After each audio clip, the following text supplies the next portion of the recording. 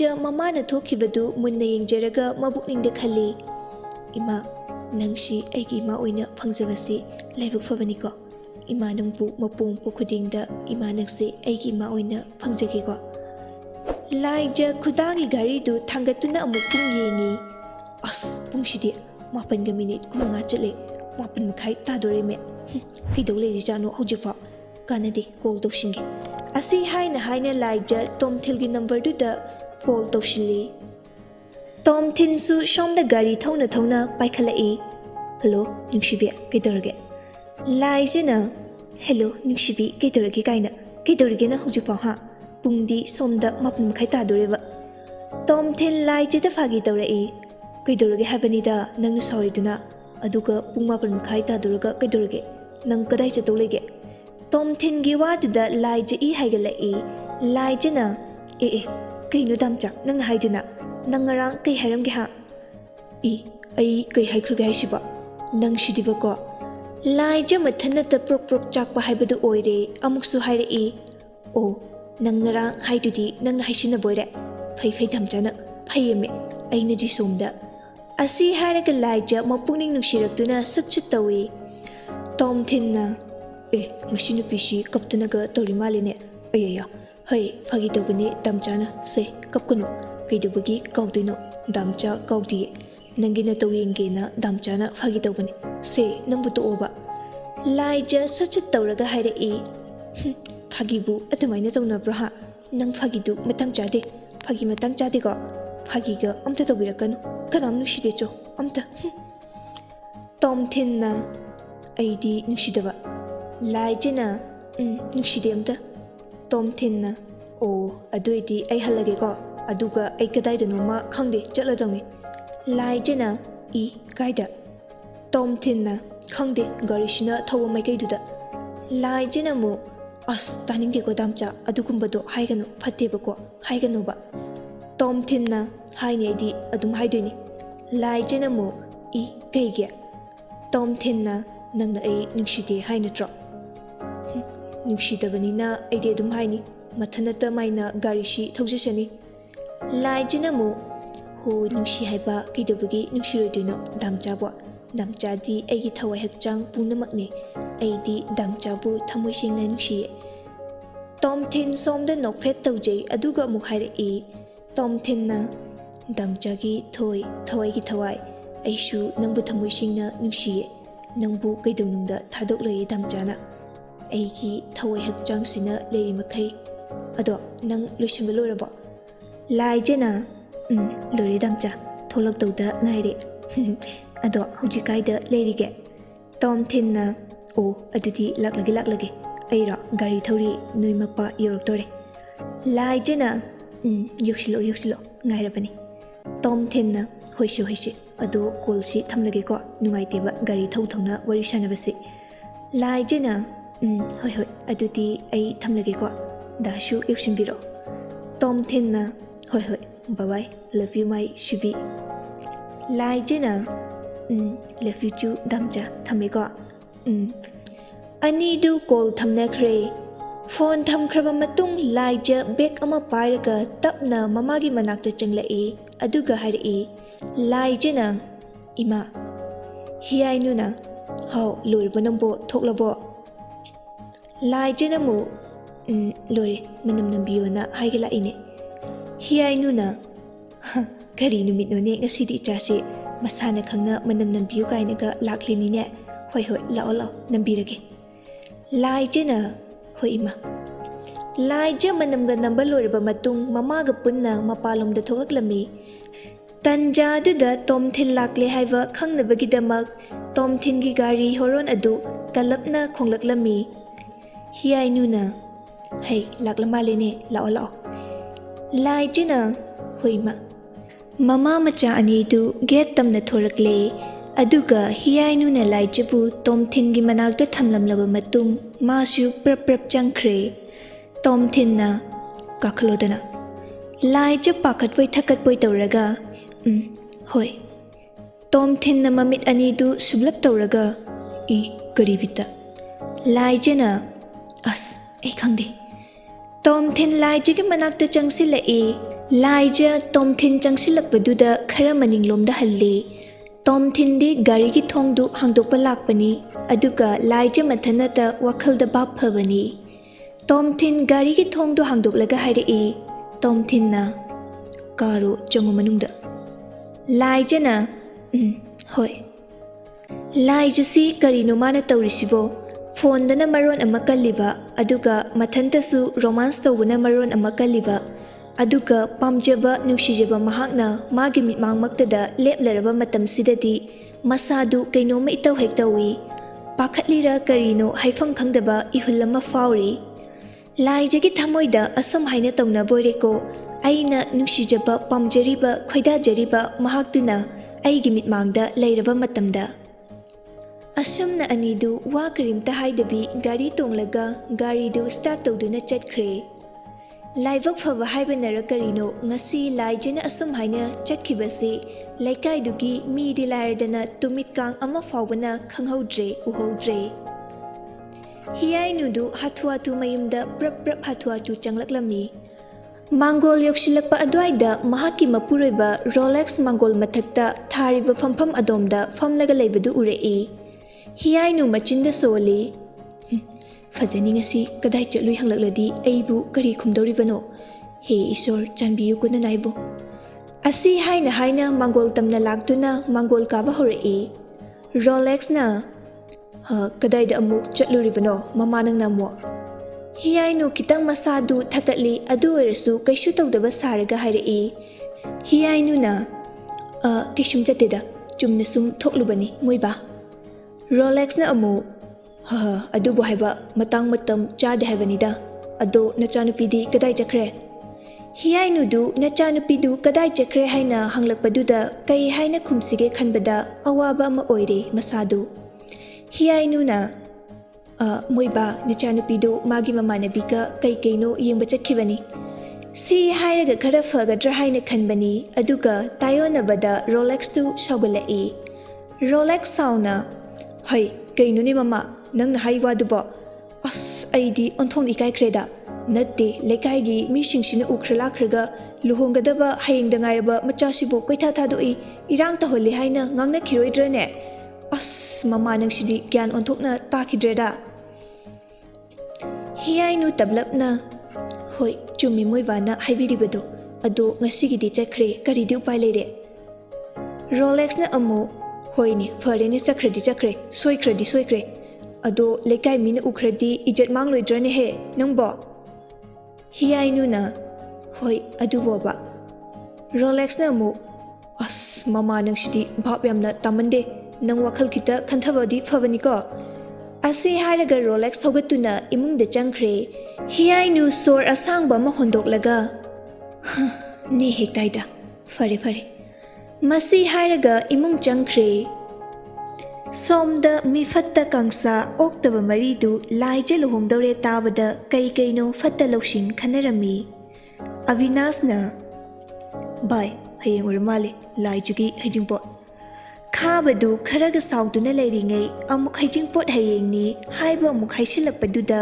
amuka hena achakpa maida gi haibagum thokkhre asawadu control tawba ngamdana prap Avinash ki manakta changsilaga Makuttu prok theklaga khutum tasilaga khanghaude Avinash ki mamaiduda kinna anirak thinjilli Avinashu maning khara halli adubu makutti hande khabagi mawongduda magi atailem horiba khawunai singdusu kirup tawduna khaba amadi Avinash da yenglaga lei Dynal do Avinash da karimnari adusu lonani Daniel na michi bu khachin bawo mamit bu faksin bawo marai su tingthoksali Avinasu Daniel bu horen khangni haiba matagum lona khudom bidu singli khabana aina asuk chakna wana leiringai kaiginu noina adugumba haisilakli raha machine takpadi noi ekhoi bu site sinatro hairaga manakta taramba chayama laukhallaga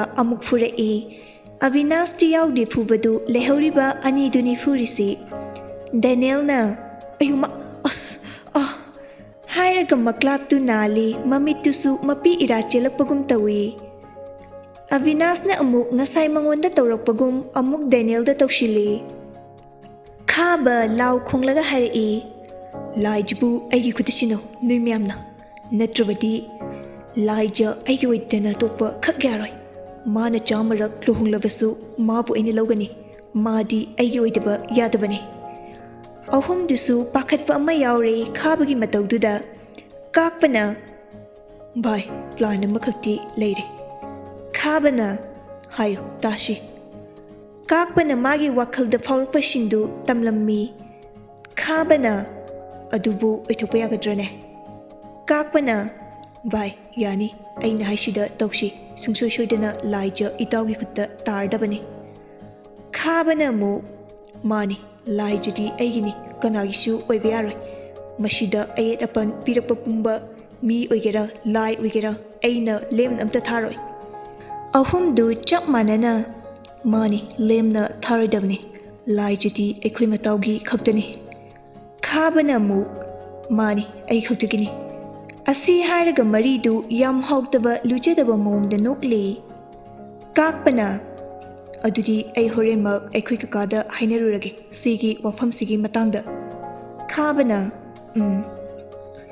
ꯑꯁꯨꯝꯅ ꯃꯈꯣꯏ ꯃꯔꯤꯗꯨ plan ꯄꯨꯝꯕ ꯌꯥꯠꯇꯨꯅ ꯊꯝꯈ꯭ꯔꯦ ꯁꯣꯝꯗꯅ ꯂꯥꯏꯖꯒ ꯇꯣꯝꯊꯤꯟꯒ garden ꯑꯃꯗ ꯂꯥꯛꯂꯤ ꯒꯥꯔꯤꯗꯨ ꯃꯐꯝ ꯆꯥꯅ ꯄꯥꯛ ꯇꯧꯔꯝꯂꯕ ꯃꯇꯨꯡ ꯃꯈꯣꯏ ꯑꯅꯤ ꯆꯪꯂꯛꯏ ꯃꯈꯣꯏ ꯑꯅꯤꯅ ꯆꯪꯂꯛꯄꯗꯨ ꯃꯐꯝꯗꯨꯗ ꯂꯩꯔꯝꯂꯤꯕ ꯃꯤꯌꯥꯝꯗꯨꯅ ꯃꯈꯣꯏ ꯑꯅꯤꯗ ꯃꯤꯠꯌꯦꯡ ꯊꯝꯂꯛꯏ ꯂꯥꯏꯖꯅ ꯑꯁ ꯍꯩꯅꯗꯦꯍꯦ ꯀꯔꯤꯅꯣ ꯑꯩꯈꯣꯏꯅꯤꯗ ꯂꯣꯏ ꯌꯦꯡꯂꯛꯑꯦ ꯗꯥꯝꯆꯥ ꯇꯣꯝꯊꯤꯟꯅ ꯌꯦꯡꯖꯁꯅꯨ ꯀꯩꯅꯣ ꯅꯪꯁꯤ ꯐꯖꯕꯗꯨꯗ ꯌꯦꯡꯂꯛꯏꯅꯦ ꯅꯪ ꯀꯅꯥꯅ ꯅꯁꯛ ꯐꯖꯧ ꯍꯥꯏꯒꯦ ꯂꯥꯏꯖꯅ ꯗꯥꯝꯆꯥ ꯅꯪꯁꯤꯗꯤꯀꯣ ꯑꯩꯇꯪ ꯅꯠꯇꯦ ꯐꯖꯔꯤꯁꯦ ꯑꯩꯈꯣꯏ ꯗꯥꯝꯆꯥꯁꯨ ꯐꯖꯩꯌꯦ ꯇꯣꯝꯊꯤꯟꯅ ꯑꯁ ꯅꯪꯁꯨꯕ ꯋꯥꯔꯤꯗꯤ ꯂꯥꯛꯑꯣ ꯑꯁꯤꯗ ꯐꯝꯂꯨꯁꯤ ꯂꯥꯛꯑꯣ ꯂꯥꯏꯖꯅ ꯑꯅꯤꯗꯨ ꯃꯐꯝ ꯆꯥꯕ ꯑꯃ ꯌꯦꯡꯗꯨꯅ ꯐꯝꯃꯤ ꯂꯥꯏꯖꯅ ꯗꯥꯝꯆꯥ ꯇꯣꯝꯊꯤꯟꯅ ꯍꯧꯅꯦ ꯗꯥꯝꯆꯥꯒꯤ ꯅꯨꯡꯁꯤꯕꯤ ꯂꯥꯏꯖ ꯈꯤꯇꯪ ꯏꯀꯥꯏꯔꯞ ꯇꯧꯅ ꯑꯁ ꯗꯥꯝꯆꯥꯁꯤꯃ ꯇꯣꯝꯊꯤꯟꯅ ꯑꯃꯨꯛ ꯂꯥꯏꯖ ꯌꯦꯡꯉꯨꯅꯦ ꯑꯥꯗ ꯎꯆꯦꯛ ꯑꯅꯤ ꯂꯥꯏꯖꯅ ꯀꯩꯅꯣ ꯗꯥꯝꯆꯥ ꯀꯗꯥꯏꯅꯣ ꯑꯁꯤ ꯍꯥꯏꯔꯒ ꯃꯉꯛꯇꯨ ꯈꯤꯇꯪ ꯊꯥꯡꯒꯠꯂꯒ ꯀꯣꯏꯔꯩ ꯂꯩꯗꯨꯅ ꯌꯦꯡꯉꯤ ꯇꯣꯝꯊꯤꯟ ꯂꯥꯏꯖꯅ ꯀꯣꯏꯔꯩ ꯂꯩꯗꯨꯅ ꯌꯦꯡꯕꯗꯨ ꯑꯗꯨꯝ ꯃꯨꯟꯅ ꯌꯦꯡꯂꯝꯕꯗꯒꯤ ꯈꯪꯍꯧꯗꯅ ꯂꯥꯏꯖꯒꯤ ꯉꯥꯡꯂꯩꯅꯕꯤ ꯈꯖꯥꯏꯗꯨꯗ ꯄꯞꯄꯤꯁꯠ ꯇꯧꯁꯤꯜꯂꯤ ꯂꯥꯏꯖꯅ ꯑꯌꯥ ꯗꯥꯝꯆꯥ ꯎꯍꯧꯕ ꯃꯤ ꯈꯔꯅꯗꯤ ꯈꯨꯄꯥꯛꯄꯨ ꯈꯨꯠꯆꯤꯜꯂꯛꯏ ꯂꯥꯏꯖ ꯏꯀꯥꯏꯅ ꯗꯥꯝꯆꯥ ꯅꯪ ꯍꯥꯏꯔꯒ ꯑꯣꯏꯅꯔꯞ ꯇꯧꯅ ꯅꯨꯖꯥꯒꯤ ꯊꯣꯠꯂꯕꯤ ꯈꯨꯠꯁꯥ ꯑꯗꯨꯅ ꯇꯣꯝꯊꯤꯟꯒꯤ ꯊꯕꯥꯛ ꯑꯗꯨꯋꯥꯏꯗ ꯇꯞꯂꯞꯅ ꯈꯨꯠꯇꯨꯝ ꯇꯥꯗꯨꯅ ꯊꯤꯜꯂꯤ ꯗꯥꯝꯆꯥ ꯅꯪ ꯀꯩꯒꯤꯅꯣꯅ ꯑꯗꯨꯃꯥꯏꯅ ꯇꯧꯔꯤꯗꯣ ꯃꯤ ꯂꯣꯏ ꯎꯈ꯭ꯔꯦ ꯑꯩꯗꯤ ꯀꯩ ꯑꯣꯏꯔꯕꯣꯏ ꯅꯤꯡꯗꯅ ꯌꯦꯡꯂꯨꯔꯒ ꯑꯗꯨꯒ ꯍꯥꯏꯔꯒ ꯑꯃꯨꯛ ꯊꯤꯟꯖꯤꯜꯂꯤ ꯇꯣꯝꯊꯤꯟꯅ ꯊꯤꯟꯖꯧꯅ ꯑꯩꯗꯤ ꯅꯥꯕꯤꯗꯦ ꯊꯤꯟꯖꯧ ꯂꯥꯏꯖꯅ ꯑꯃꯨꯛ ꯗꯥꯝꯆꯥ ꯅꯪ ꯃꯇꯨꯡꯒ ꯇꯧꯔꯛꯂꯗꯤ ꯌꯦꯡꯉꯨ ꯑꯅꯤꯗꯨ ꯉꯥꯏꯍꯥꯛ ꯋꯥꯔꯤ ꯁꯥꯟꯅꯔꯕ ꯃꯇꯨꯡ ꯌꯨꯝ ꯍꯜꯂꯁꯦꯅ ꯍꯜꯂꯛꯂꯦ ꯂꯥꯏꯖꯕꯨ ꯇꯣꯝꯊꯤꯟꯅ ꯃꯌꯨꯝ ꯐꯥꯎꯕ ꯗ꯭ꯔꯣꯞ ꯇꯧꯔꯝꯂꯕ ꯃꯇꯨꯡ ꯃꯥꯁꯨ ꯃꯌꯨꯝꯗ ꯍꯟꯈ꯭ꯔꯦ ꯅꯨꯃꯤꯗꯥꯡꯒꯤ ꯃꯇꯝꯅꯤ ꯂꯥꯏꯖ ꯃꯥꯒꯤ ꯃꯃꯥꯟꯅꯕꯤꯁꯤꯡꯒꯤ ꯑꯣꯏꯅ ꯁꯦꯝꯈꯤꯕ ꯋꯥꯆꯞ ꯒ꯭ꯔꯨꯞꯇꯨꯗ ꯇꯦꯛꯁ ꯊꯥꯔꯝꯃꯤ ꯂꯥꯏꯖꯅ ꯃꯌꯥꯝ ꯂꯨꯍꯣꯡꯕ ꯉꯟꯇꯥꯅ ꯂꯥꯛꯅꯧꯀꯣ ꯔꯣꯁꯂꯤꯟꯅ ꯑꯃꯨꯛ ꯍꯣꯏ ꯏꯕꯦꯝꯃ ꯊꯥꯖꯅ ꯅꯪꯒꯤ ꯃꯪꯂꯥꯟꯒꯤ ꯍꯦꯔꯣ ꯗꯥꯝꯆꯥꯗꯣ ꯇꯥꯏꯕꯪꯒꯤ ꯍꯦꯔꯣ ꯗꯥꯝꯆꯥ ꯑꯣꯟꯗꯣꯔꯕꯣ ꯂꯥꯏꯖꯅ ꯅꯣꯛꯂꯒ ꯍꯣꯏ ꯑꯣꯜꯂꯦ ꯀꯨꯏꯔꯦ ꯑꯣꯟꯕ ꯅꯤ ꯈꯪꯗ꯭ꯔꯤꯕꯣ ꯔꯣꯁꯂꯤꯟꯅ ꯑꯃꯨꯛ ꯍꯩꯃ ꯏꯀꯥꯏꯕ ꯌꯥꯝꯅ ꯈꯪꯗꯦꯅ ꯃꯁꯤ ꯅꯨꯄꯤꯁꯤꯗꯤ ꯂꯥꯏꯖꯅ ꯍꯧꯖꯤꯛꯇꯤꯅꯦ ꯏꯀꯥꯏꯕ ꯌꯥꯗ꯭ꯔꯕꯗꯣ ꯊꯥꯖꯅ ꯍꯣꯏ ꯑꯗꯣ ꯃꯌꯥꯝ ꯒꯨꯗ ꯅꯥꯏꯠ ꯊꯥꯖꯅ ꯑꯃꯨꯛ ꯒꯨꯗ ꯅꯥꯏꯠ ꯍꯦꯔꯣꯅꯤ ꯑꯁꯨꯝꯅ ꯅꯨꯃꯤꯠꯇꯨ ꯍꯧꯈ꯭ꯔꯦ ꯃꯇꯝ ꯃꯥꯒꯤ ꯈꯣꯡꯆꯠꯇꯤ ꯂꯦꯞꯄ ꯂꯩꯇꯅ ꯆꯠꯈꯤꯕꯅ ꯍꯩꯖꯤꯡꯄꯣꯠꯁꯨ ꯂꯣꯏꯈ꯭ꯔꯦ ꯅꯨꯃꯤꯠ ꯑꯃꯁꯨ ꯍꯧꯈ꯭ꯔꯦ ꯉꯁꯤ ꯑꯁꯤꯅꯤ ꯂꯥꯏꯖꯒꯤ ꯂꯨꯍꯣꯡꯕ ꯅꯨꯃꯤꯠ ꯂꯥꯏꯖ ꯅꯤꯡꯊꯤꯖꯅ ꯀꯦꯔꯒ ꯐꯖꯕ ꯐꯤꯖꯣꯜ ꯁꯦꯠ ꯆꯥꯔꯕ ꯃꯇꯨꯡ ꯀꯨꯟꯗꯣ ꯂꯦꯡꯕ ꯍꯧꯈ꯭ꯔꯦ ꯀꯨꯟꯗꯣ ꯂꯦꯡꯕ ꯂꯣꯏꯔꯗꯨꯅ ꯃꯃꯥ ꯃꯄꯥꯒ ꯑꯃꯨꯛ ꯆꯥꯛ ꯄꯨꯟꯅ ꯆꯥꯃꯤꯟꯅꯔꯝꯃꯤ ꯉꯥꯏꯍꯥꯛ ꯂꯩꯔꯒ ꯀꯩꯅꯥ ꯃꯦꯀꯞ ꯇꯧꯕꯤ ꯖꯦꯅꯤꯗꯨ ꯂꯥꯛꯇꯨꯅ ꯀꯩꯅꯥ ꯀꯦꯕ ꯍꯧꯈ꯭ꯔꯦ ꯁꯣꯝꯗꯁꯨ ꯑꯗꯨ ꯃꯉꯥꯏ ꯇꯣꯝꯊꯤꯟꯕꯨ ꯅꯤꯡꯊꯤꯅ ꯃꯐꯤ ꯃꯔꯣꯟ ꯁꯦꯠꯂꯦ ꯀꯣꯌꯦꯠꯁꯨ ꯌꯦꯠꯄ ꯂꯣꯏꯔꯦ ꯑꯁꯨꯝꯅ ꯉꯥꯏꯍꯥꯛ ꯂꯩꯔꯒ ꯇꯣꯝꯊꯤꯟꯅ ꯂꯥꯏꯖ ꯈꯣꯏꯗ ꯆꯠꯅꯕ ꯍꯥꯏꯗꯅ gari tongduna dol belga loinana laklammi. Somda hiyainuna hei bor yaurakadore habani angangsa ningthina layuko. Tomthin khoisu gari thauduna asum lakpana laije khoi yaurakadore. Asum thaurakpada golai haijinfam amadagi gari tata truck ama yam yangna full speed ta thaudoraktuna bor tongliba gari adubu thomjilli. Bor tongliba gari du pungkai kaire adumak tata aduna amukasu changsinduna takthatli. Aduga tata thoriba driver du thuna gari du dagi kumtharaga chenkre. Mayam marang tawduna pau du nupi mayumdasu phone tawraktuna khanghalammi. Hiyainuna kaino haisibo kaino hojikbo hairaga machagi manakte changlaktuna pau pumba tamlammi. Pau singdu tabada laija gyan mangna leimaida haithakre. Hiyainu pakhatna bemau se namit pango se kari matongno ngasigi numisida tawriba mayamsibo bema namit pango se nangbu gyan taroba. Ngaihakki matungda tomthil leitre haina pau piraklammi. Laija gyan tarakpaga adugi paudo amuk tare. Laija ok khongba makai kappi. Damcha kaino aina taribase natte aigi damcha kisum tawdiye kisu tawba yaroye. Damcha nang aibu nungsidrabo karigino nangna ithanatta hundokpiramlisibo. Damcha ai nang yaudana hingba ngamloye. Laija asi hairaga amuk laija gyan mangkhre. Laijagi matau uraga luhungba lakliba miyoi singdusu nungaijaramde. Mamittagi mapi takhidaba misu yaukidaba natte. Karamnasu nungaigani. Mahakna asuk nungsijaruraga aduga karino tawbiribasi luhungba numitsida. Laijado amuk mayam changdana ising thabawo hotnadana amuk gyan tarakle. Laija fuk hogalae aduga makokto hotli. Aduga mamittusu koyot otlaga akoibadu yengi. Amuksu mahak hauna noi aduga harai. As chathoy ada karino noi miyamna kaplisibo ha migi luhungba numisidaba. Laija amuk lepkhatlaga hauna laklori. Hey kaino miyamna tawrisibo ha. Hiyainuda amuk onsinduna ima kaino moy miyamna tawrise kaino ba moyna kaplisibo. Roslyn na kaplaga Laija se kaino nangna tawrisibo nang amta gyan tawo se hairaga laijada konsili. Laijana prap thuna hey hangoi manbi nangna engonde hekta sokpa yabra ha minai nupi hairaga makhutu satkan thatli. Mi ekhoi damchana sauni ne khangbra thajana mu Laija magi maming kawbadu tabada mamaidu satlai tholaga kaino hangkok manbi nangna mu ha nangsu ai luhungba ubasida luhungninga ira nangdi nasak khuthiduga chalo ada torobot figure hek mali masak asiga. Hiyainu wa karim ta haidre manglaga machagi matau yingduna laikre adubu mamittagi mapidi sinthabadi lepte. Rolex machagi manakta changlaktuna taniklava khonjel da hairei. Rolex na bema chatombi kaino ngasi ichana toriba matausibo hairaga kappi. Laijadu mapada munna yenglaga nokthorei aduga hairei. Laijana babu nangido ai luhungdore yum thadoktuina chekhrani na kapira. Ekhoi pabung sima kaigi kapino kopkanoba apang neya nupado masak kupajama khanglaba. Hiyainuna bema laklerui nangi damchado hairaga amuksu kappi. He sor nangbu yengba ngamlibro karigino ichagi maraibaksida tamlamlibasibo. Laijana as kaino hojipok laktrusibo ai horendagi mawerani ko. As ima phone to ekhoi damcha satsala ohayo ima se hiyainuna bema ima bu kayoresige. Laija mamai mamitu humangi humangak tangaire aduga mamitu pangthokpa ngamboi ngamdaboi tawraga lei mangaktusu koilei leiri aduga khanghaudana mamitu pangthorei. Laijana kaino aina tawrisibo kai-kaidagi wakhal mayamno aina khalisibo as kaino ai kok ngawre kari mamno hujikidubo damcha hairaga amuksu nungaitana kappi. Kananabu nungaini manglanduda tawriba thokliba thaudok mayamduda kananabu nungaidoino. Laija ase haina ising amuk thakchillaga tumthakre. Nongale chak ising chanaraba matung magi mathau chatnakre. School dani Laija mathanta unglaga famli. Tunglomdagi Roslyn ga thajagana. Ya, kay khalamino shonosubia. Nay manglan amadukira. Laija na as noishima wachingaw no ba taningde. Thajana is kangjari bema nangko nasaktuda ubada. Laija na I kari khangliba. Ado kaino tinadi udena tinalaktriba. Roslyn na aduni udi kadaidabu chakrajano natraga laktrijala. Thajana mu lakti laklamani madi nganadum lakwane.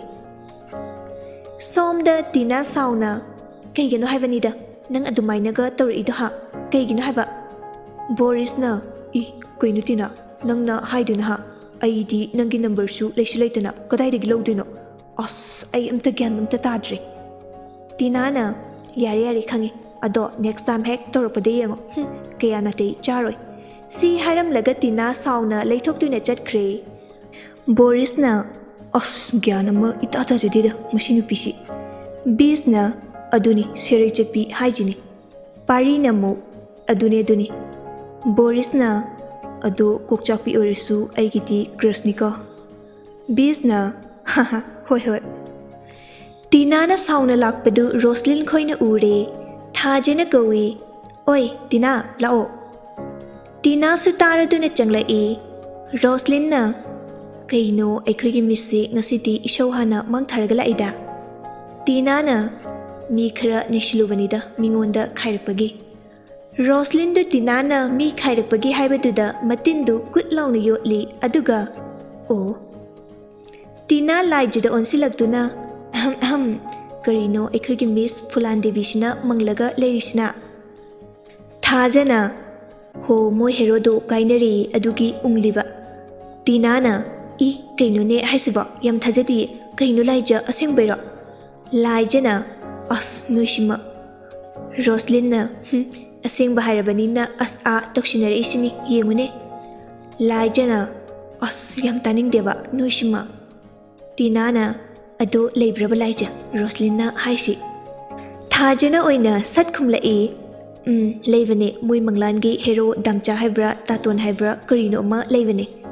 Tina na kay haiba aduna. Roslyn na mu asengwane thajana haisi Tina na jumlaba Laija. Laija na mu ay noi warido yaudiko noi thokpa tokjo. Ahumdu manana hari hairaga no Laija su nokfetamak tawi. Tina na ado amta ngaikhone mayam noishigi number se kanagino khangbramta ingune. Asi hairaga ngarang Roslyn ga moini na thanakiba text tu puthoklaga yenghalli. Roslyn di madu hek ubaga machin khumduna nokpa hokre. Texi amta page hairaga thajana pai. Paba loiraga amuk number du yenglai. Thajana Tina na kaino. Thaja mamitu Roslyn da yenglai. Roslyn nokpadu thingjinba ngamdarduna tik nokthora Tina na kaino noini na nokliduna. Kaino sono chubi angawbi noini ba. Thaja nokna haira Sigi number city Roslyn gine. Noiti yam neirami chatni na. Tina su Roslyn da pai ni yenglai aduga haira Tina na hinchabi nang ore. Ainadi Borisoi madana Borisoi deka chairurini haba. Aduga yengone as. Si hairaga Tina su tik nokthora Ahumdu thawai tana nokli Laija di karigino khangde yaudre. Laija na ho yari khara nokladi belsi taraklani classroom da changnaba tawrsi. Lakpiro changlasi. Ahumdu su chap manana hoi. Mari du classroom da changlaktuna magi bench da phamnakre. Ngai hakki matung ocha changlaktuna class su hore. Class mathang adum tawkhibana break tharamdaigi class duni. Oja su changlaktriba tanjani. Tina Borisoi rom da onsinduna tablakna kawi. Oi Boris tadini. Oi Bori kanghau. Boris su tar male khumlai. Kaino Tinana horen breakta punsiko kainoma sengdoke. Boris harauna hoyaye punse. Tinana hoi. Si hairaga tina phamthakre. Bisna kayamuk hairinobai asigi lekhatpisina mo. Borisna lekhatpi kainaga ngasi soidana mi siba yaunika.